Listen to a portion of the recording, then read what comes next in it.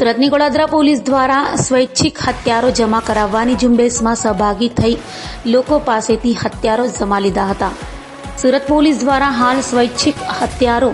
જમા કરાવવાની ઝુંબેશ ચાલી રહી છે, ત્યારે સુરતની ગોળાદરા પોલીસ દ્વારા સંવેદનશીલ વિસ્તારોમાં ફરી માઇકથી એનાઉન્સમેન્ટ કરી લોકોને સ્વયંભૂ હથિયારો